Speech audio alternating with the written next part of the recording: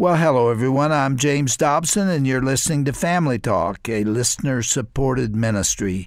In fact, thank you so much for being part of that support for James Dobson Family Institute.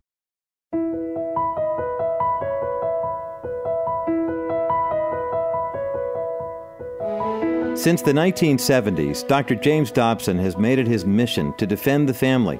Culture has done its best throughout the years to attack this sacred institution and undermine its importance. But today on Family Talk, Dr. Dobson will identify the threats to the family through a speech he gave nearly 2 decades ago. Back in 2004, Dr. Dobson was invited to speak at the National Press Club in Washington, D.C. This event is attended by journalists and communication professionals from across the country and the media landscape. Now, Dr. Dobson walked through his decision to leave the University of Southern California in order to preserve the family and its values. He also explained why feminism and same-sex marriage are actually decaying the framework of society. We're sharing this relevant and wise message for the first time here on Family Talk, so we hope you'll enjoy it. We'll begin after Dr. Dobson's introduction by then President of the National Press Club, Sheila Cherry. Here now are Dr. Dobson's remarks on this Family Talk broadcast.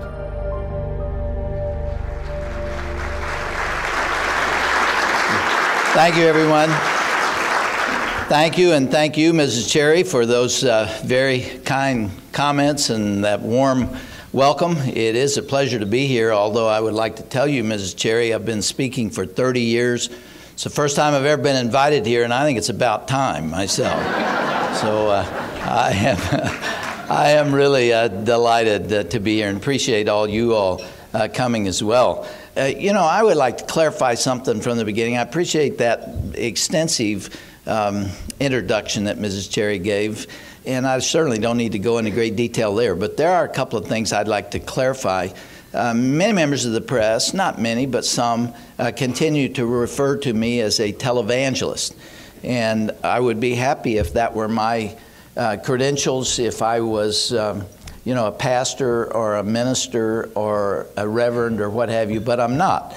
And yet people continue to think that, and I think it's probably appropriate to clear that up. It didn't help that Larry King has called me Reverend for 21 years when I've been on his show. But that is not my background. And Frank Rich of the New York Times has kind of gotten my identity messed up too. He called me the Godzilla of the right. And said that I was the kind of guy that if you met me face to face, I'd be likely to smack you in the mouth. The last time I had a fight was when I was a senior in high school, and as I recall, I was the one that got smacked in the mouth. So that's not who I am either. But my background, you heard, is with USC School of Medicine in the academic area, and I enjoyed my work there and could have easily enjoyed staying there the rest of my life. But I noticed something was happening. At that time, I was writing the books that you heard about, and they were very well received. And so I was in touch with families, and I was counseling families and speaking for families in addition to my work at the university. And I noticed something that was taking place. This was 1977. The family was starting to unravel. It became very clear. I saw where it was going. I got a very clear perspective on what was going to happen in the future. Now, I don't want to say I'm some kind of seer, or certainly not Father Time or what have you, but I was very concerned about the family. And so I did one of the scariest things I've ever done. I resigned from that position at the university and opened a little 2-room office, and I called it Focus on the Family. I had a half-time secretary. It was a very humble beginning, and I started a radio program that was heard on 34 stations once a week. Pretty meager beginning, and I was totally unprepared for what happened because the response was overwhelming. I mean, almost immediately, I was getting hundreds and then thousands and then tens of thousands of letters with problems that people were sending and requests for advice on raising children. And it was clear that I had struck a nerve. And so I began hiring people to try to help me with all this. I didn't know what to do with all this mail. It takes a long time to answer a single letter. And so I started hiring people. And within just a few years, I had 500 employees. And I expected it to settle down or plateau, and it never did. And it just kept growing through the years. And finally, toward the end of the 80s, early part of the 90s, we were not able to buy enough land. It was too expensive, and so we packed up 75 semi-trailer trucks and headed for Colorado Springs and bought an 83-acre campus across from the Air Force Academy in Colorado Springs, and it just continued. Ms. Cherry told you we're on 116 stations around the world. We're on 160 now, and it's just continuing to increase. Why? Because the human family is a very small community, and that we all have the same problems. In China, they're dealing with teen sexuality, and they're dealing with drug abuse, and they're dealing with divorce, and all the same things that are being experienced here in the United States. It's pretty much the same everywhere, and those same ideas are applicable. So that's how we got from there to here. Now let me go back to 1977, because this is of relevance to where we are today. I not only observed that the family was falling apart, but that public policy and politically correct ideas were impinging on the stability of the family. One of the reasons that it was wobbling is because of some of those policies that had come along.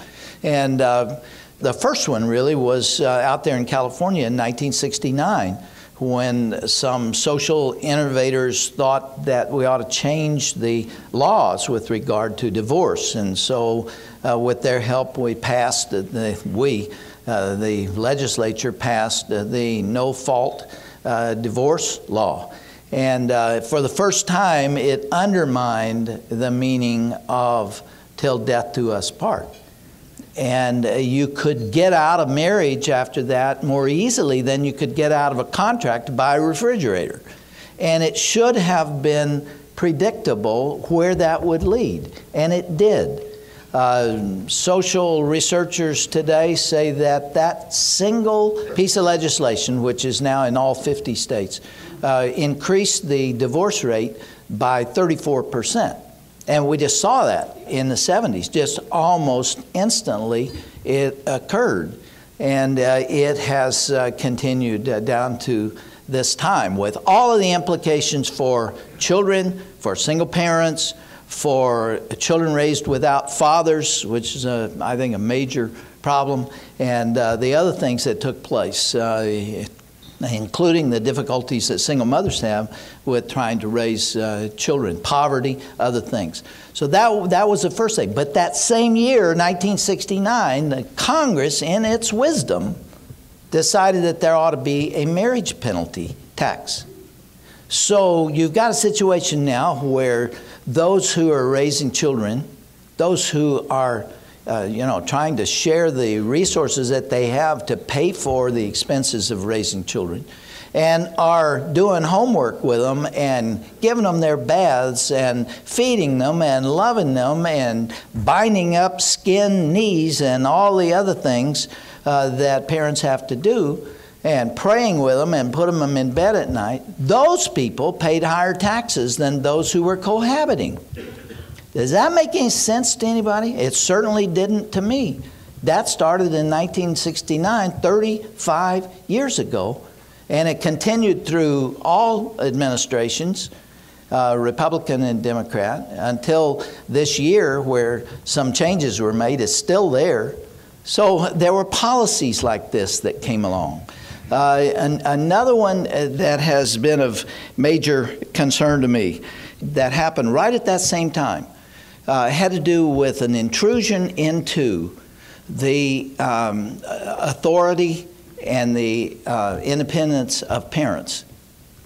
It, for 200 years, has been the parents' responsibility to take care of the medical care of their children. That's been the way it is for more than 200 years. You cannot give an aspirin to a child even today, or put a bandage on a wound. If the parents don't like it, you can be charged with battery. That's true today. Parents have held that responsibility. But in 1979 and in 1976 is where it started. The Supreme Court decided that children should be able to get an abortion without their parents' knowledge or permission. And after that, a 13-year-old girl can go to school and announce to a counselor that she is pregnant. And that counselor or somebody at the school can transport her off campus to an abortion clinic. You know this. And she can go through an abortion. And the parents not only don't have the right to stop it, they have not the right to know about it. And so that girl comes home at night to the parents who have had the responsibility for her care and the medical well-being.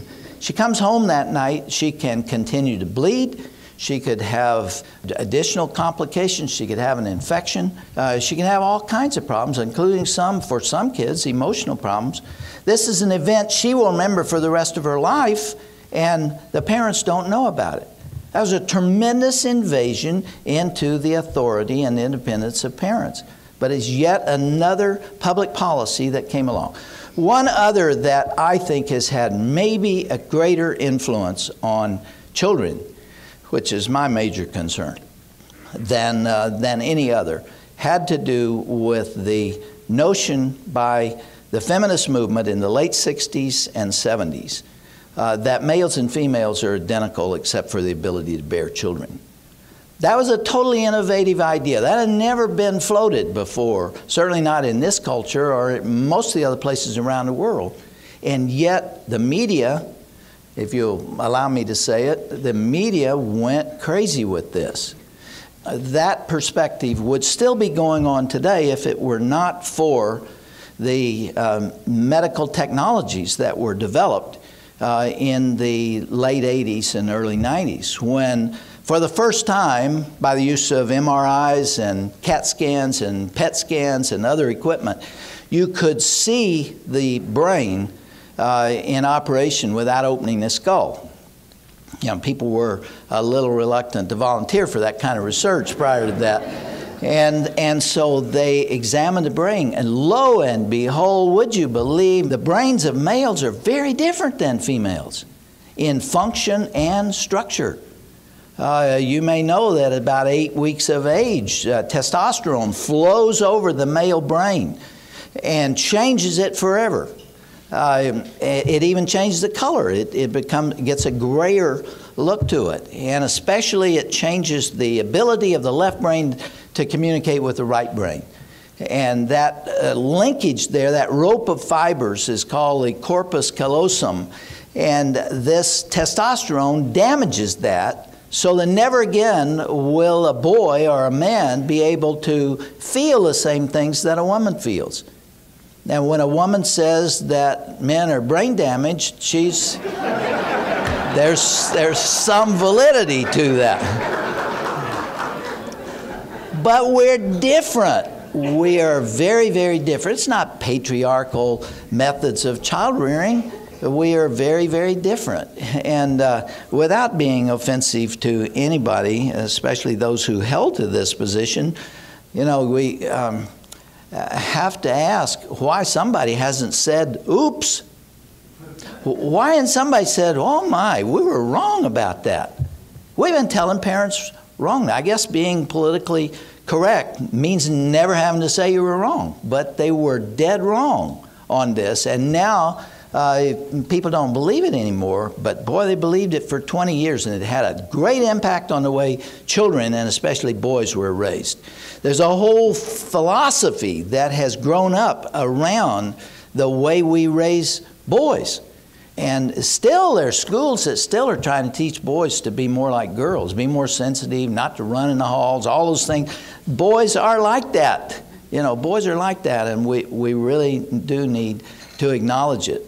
I don't have time to develop this, but I can tell you that because of this and other things, boys are very confused today about what it means to be male. They sure don't know what it means to be a man.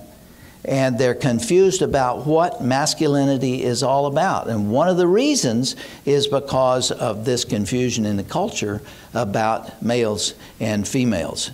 Boys are the ones that are in trouble. It's not the girls. There was a report done by the American Association of University Women in 1992 that said girls were the ones that needed help. Girls are being shortchanged. Girls are not getting their fair share in the schools. It was not true. It was based on bogus research. And instead, it's the boys that need help. Boys are 6 times more likely to have a learning problem. They're 3 times more likely to be emotionally disturbed. They're 4 times more likely to be on drugs. They're 12 times more likely to kill somebody. 5 out of 6 suicides are among boys. It's the boys that are having trouble. And yet the Congress, again, saw a political heyday coming, and so they passed something called the Gender Equity Education Act. Heaven help us when the Congress tries to solve educational problems.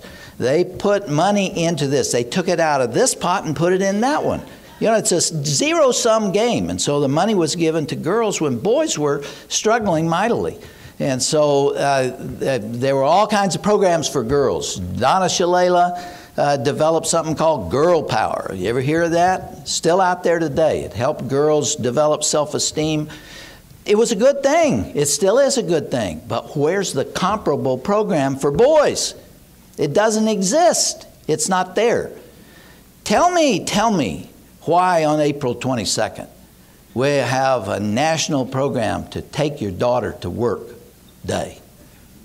Can you think of any reason why it isn't take your children to work day? What's going on here? Do boys not need to know where their fathers work or their mothers? There's tremendous bias here, and it continues to this moment. The most dangerous national policy being considered now, of course, is same-sex marriage, where we're going to completely redefine what constitutes marriage. This is the most intrusive of all the ideas that have come along, and it will have the same effect. Marriage has been the bedrock of civilization for 5,000 years. You know, people say that marriage is an outmoded Christian idea. Well, not true. First of all, it started with the Garden of Eden and started with the Jewish perspective. But it is neither Christian nor Jewish. It is universal.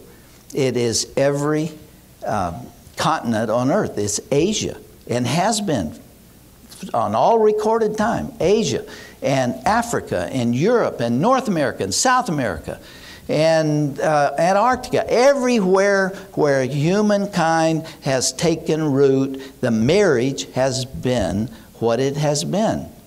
Now, admittedly, there has been tolerance for homosexuality in other places, other times.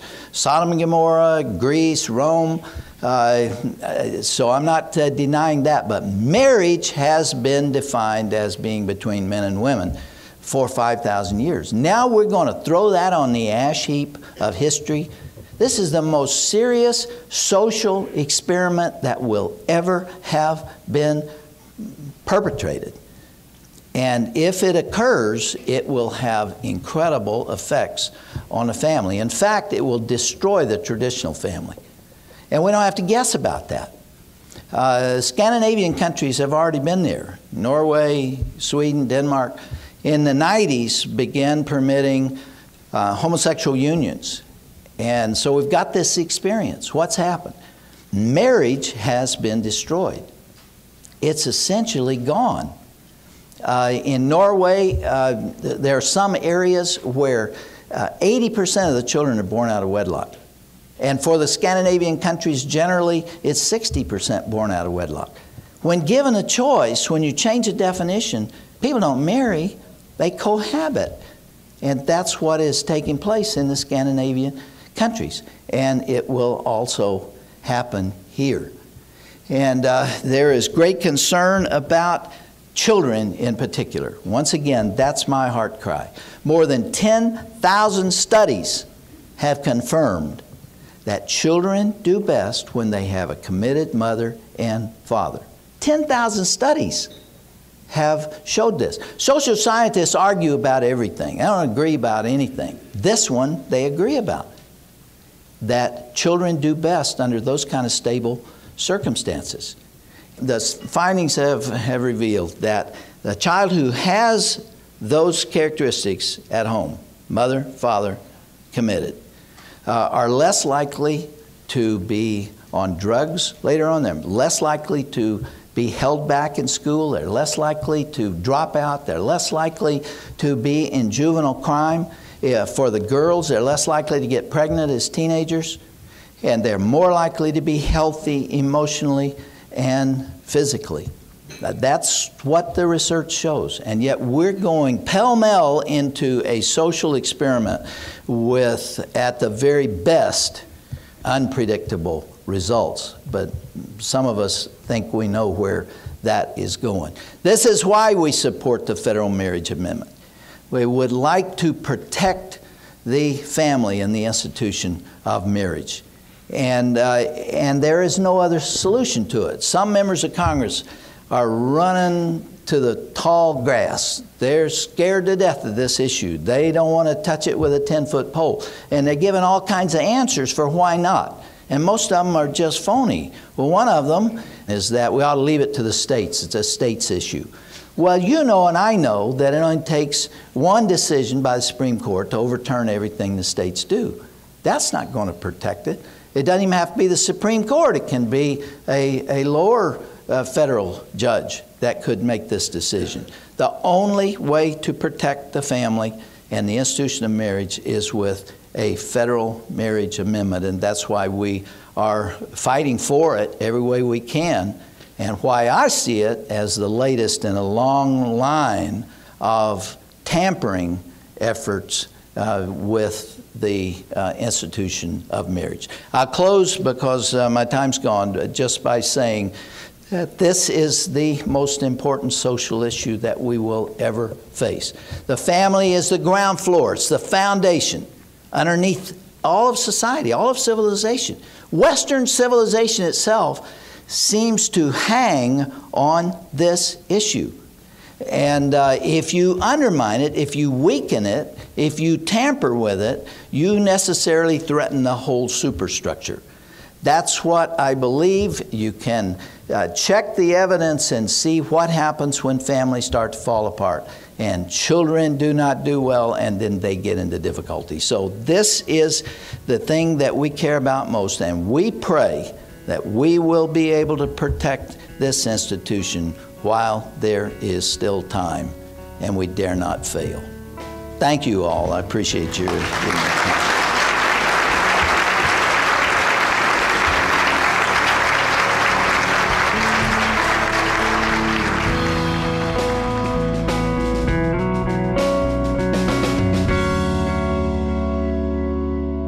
What a moving and passionate speech given by Dr. James Dobson at the National Press Club back in 2004. You're listening to Family Talk, and we are only halfway through this classic broadcast. Following his formal presentation, Dr. Dobson took part in a lengthy Q&A session, so be sure to tune in tomorrow and you'll hear that lively and insightful discussion. In the meantime, we encourage you to visit our resources page at drjamesdobson.org. After listening to today's broadcast, you may be looking for additional encouragement for your marriage or family. Well, we are here to help. Peruse our library, which includes many of Dr. Dobson's classic books, teaching DVDs, and popular broadcasts. You'll find all of this when you visit the Resources tab at drjamesdobson.org. Take advantage of Dr. Dobson's years of parenting know-how today by going to drjamesdobson.org. Also, be sure to join in the conversation about this program happening right now on our Facebook page. Simply search for Dr. James Dobson's Family Talk and leave your comments and thoughts on our profile. We appreciate hearing how these daily radio broadcasts are impacting your family. So go to facebook.com and then search for Dr. James Dobson's Family Talk. Well, that's all the time we have for today. Again, be sure to tune in again tomorrow for the conclusion of Dr. Dobson's appearance at the 2004 National Press Club event. I'm Roger Marsh. Thanks for listening to this edition of Family Talk. This has been a presentation of the Dr. James Dobson Family Institute.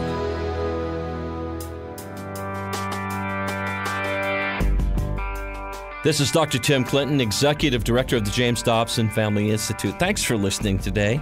We hope you found this program helpful and encouraging. Please remember that our ministry is here to serve you and your family. For more information about our programs and resources, or to learn how you can support us, go to drjamesdobson.org. That's drjamesdobson.org, or call us toll-free, 877-732-6825. I pray that God will bless you in 2020. We're so grateful for your partnership. We ask you to stand with us and to continue to defend the Christian values in an ever-changing culture.